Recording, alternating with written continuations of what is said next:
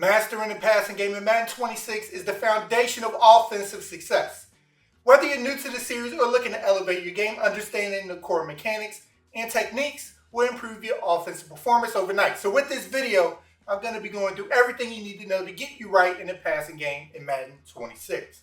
I'm Chris from Sports Gamers Online, and alright, let's get it. Now there are different ways you can make reads while passing the ball in Madden. First off is you can watch the green grass. Instead of watching receivers, watch the space they're running into. This helps you spot windows before receivers arrive there and able to deliver the ball quicker. Another is high, low, and horizontal reads, setting up two routes targeting one defender and just staring at that defender, throwing to whoever they don't cover. This can help you guarantee that you're never wrong on your selection. One of the easiest route combos you can do, especially against a user controlling a middle linebacker, is make sure you have a post route, a drag, and most importantly, an in route. Because the in usually times up at the same time as the post comes open behind it, so they really have to choose which to cover here. And you can also cut the field in half. Focus on the side with more receivers than defenders. If you have a 3-on-2 on one side, concentrate there and work through your reads faster because of it. Combining these techniques into plays, even all three at the same time, has proven effective for helping my passing offense over time. When throwing deep and the ball is looking like it's going to be an overthrow, I want you to hit Y or triangle on your controller to perform an aggressive catch. To go all out for the ball, increasing your chance of coming down with the wild pass. Your first important decision is choosing the right passing system for your skill level. You can find this setting under Settings, then Game Options. Each passing type offers different levels of control, so finding the right fit is essential. First off, we're going to go over classic passing. If you're new to football games or prefer straightforward controls, classic passing is your ideal starting point. The mechanics are simple. Press the button corresponding to the receiver you want to target. And then if you want, you can also pass lead the ball in a specific direction while pressing the receiver's button, which becomes invaluable when defenders are lurking nearby. With classic passing, you can throw bullets, lobs, or touch passes while leading the ball away from the defenders, allow you to focus on proper ball placement and reading the D. Building on classic controls, revamped passing introduces a visual accuracy indicator that uses colors to show you a success probability of the throw. And the draw revamp is to let you manipulate the arc of the ball the most by holding the left trigger and then aiming the left stick in any given direction. When you see blue on the meter, you're in the sweet spot for perfect accuracy. Yellow signals that accuracy might suffer, while red warns you that the throw could go anywhere. Factors like defensive pressure or throwing on the run will push your meter towards the red zone faster. Holding the button longer also increases your throw velocity, but you need to balance power with staying in the accurate blue zone. You can operate in yellow territory, but you won't hit receivers in stride as consistently. For players ready to take complete control, this system transforms you into a surgical passer, and it's placement passing. And the benefit of this is it opens up free-form passing. Say your receiver looks covered, but with free-form passing, you can uncover him by aiming to an area he really wasn't supposed to go. You want to hold the left trigger while moving the left stick to position your targeted cursor exactly where you want the ball to go within your receiver's catch radius. The reticle speed setting in your game options controls cursor movement.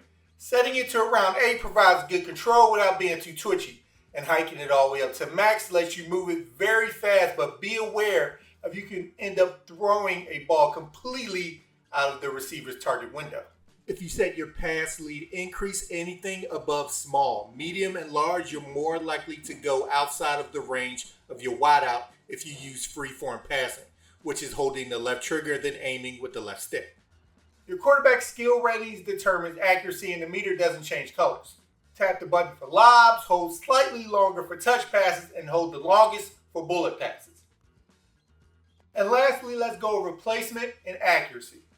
You get the same benefits here as you do for placement, but on top of that, you get a timing element that helps you perfect your bullet passes. You'll master 3 distinct techniques: lob passes, which are high floating throws that clear defenders' heads; touch passes, which are medium arcing throws that go over linebackers' heads but in front of safeties. and bullet passes, which are fast, slow throws ideal for quick slants and beating lurking defenders. Now let me talk about two new features in Madden 26. For playmaking this year's controls have changed. Now you have to hold LT or L2 and flick the right stick in the direction you want your receiver to go. Knowing how to playmaker is your panic button when coverage isn't as expected and someone needs to find open grass. It's a game changer when plays break down, turning chaos into opportunity. Don't always trust your first instincts. Defenses capitalize on quick reads by moving defenders into areas or having well-placed coverages waiting. Take an extra half second to scan the immediate area before throwing. That extra beat of patience can be the difference between completions and picks. Your first read might look open, but safeties could be rotating over or linebackers might be dropping into passing lanes. So quickly check it one last time before you fully commit to that button. When the ball snaps, immediately locate the user defender. They can wreck games the fastest, so knowing their position helps you spot when they're switching between players. Respect their playmaking ability and then attack where they're not. User defenders thrive off of covering something, then peeling off as close to when you do so they're looking at the same guy you're about to throw to. But you know this, so use this to your advantage of knowing your initial read could come back open. And the next read, especially in close proximity to your last, is probably already covered by the user before you even hit the button. And to combat the switch stick users, you want to expect them to take away receivers you're targeting. Have a plan B ready because that user defender will likely go wherever you're looking at eventually. Good users bait you into bad throws by showing you one thing and taking it away immediately. So if you expect them to take it away, and if they don't, you take the easy yards, it helps you avoid falling for their traps. Now I went over it a little bit earlier, but let's talk about pass leading. Pass leading lets you aim the ball within your receiver's catch radius to adjust for incoming defenders and secure catches. And in your settings, if you go down to pass lead increase, you can tell the game how far you want your reticle to move relative to the receiver when you pass lead. I usually keep it on small to avoid any crazy throws. Bad ball placement causes many incompletions, and properly leading them immediately improves your chances of coming down with the catch. When you hit a receiver's button, use the left stick to aim in a direction that gives them the best chance to catch the ball safely. Don't just throw to your receiver. Throw to them in a way that keeps them open and maximizes catch probability. And then we got high passes, which puts the ball where receivers can outjump defenders or get it over their heads.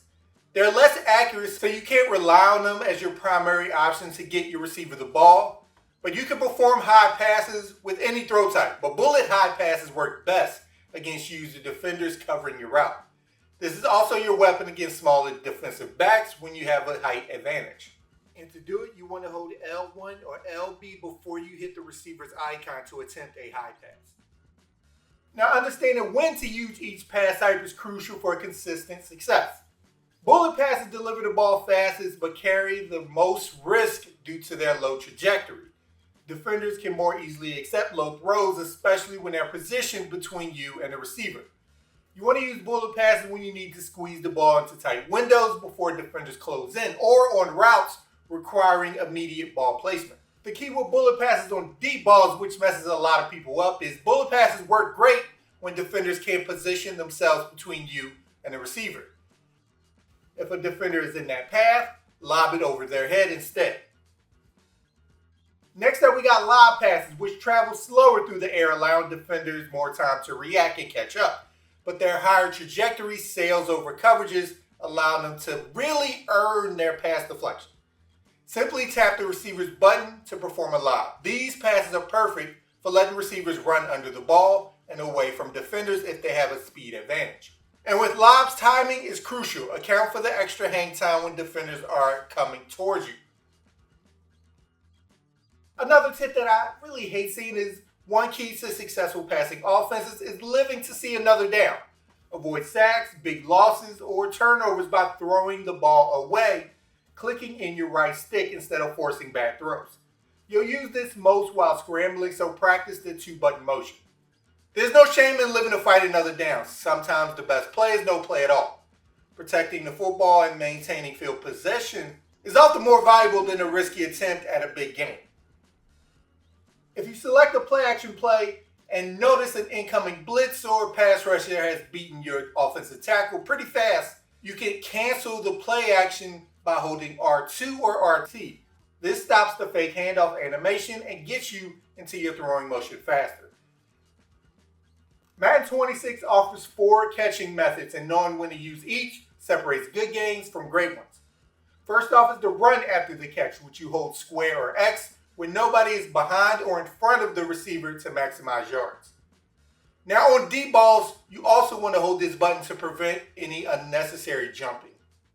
Secondly is the possession catch. You want to use this in traffic to avoid hits or near the sidelines to stay in bounds. It provides clean possessions without fumble risk, but you stop where you stand, so make sure when you hit it, there aren't more yards to be had. Next is the aggressive catch, which you save for one-on-one contested situations deep with guys who have high spec catch. You also want to use this when you trigger high passes to snag the ball out of the air. And lastly are spectacular catches, which you want to hold L1 or LB to perform one-handed catches with your receiver. Be careful though, because guys with low catch ratings are more likely to drop it when you try this. You can't control how your line holds up, but you can maximize your chances of success passing the ball by staying in the pocket and working through your options. Unless the running lane is wide open for you, your success drops the moment you bring your eyes down from your receivers. Trust the pocket and keep your eyes downfield. You might slide slightly left or right using your peripheral vision, but focus on your receiving options at all times. The pocket is where you work. Learn to be comfortable there, or trusting it at least. Protect your quarterback by sliding or going out of bounds to avoid fumbles. Regardless of your quarterback's athleticism, tap square or X when you see 2 or more defenders coming at you. Those extra yards aren't worth the fumble risk or big hit. Smart quarterbacks know when to slide, and you should too. When facing unfamiliar defensive looks, slow down and analyze what they're doing instead of trusting your quick reads of the unfamiliar. Take time to understand their system rather than panicking under pressure. It's better to take a sack while learning their approach than throwing multiple interceptions because you're scared you might get blitzed. Once you understand their scheme, then you can start attacking efficiently. So alright sports gamers, I hope this video was able to help you out. And if you like the content we provide, make sure to subscribe to Sports Gamers Online for more Madden 26 content. And if you liked the video, make sure to subscribe to the channel if you haven't so you don't miss anything we put out.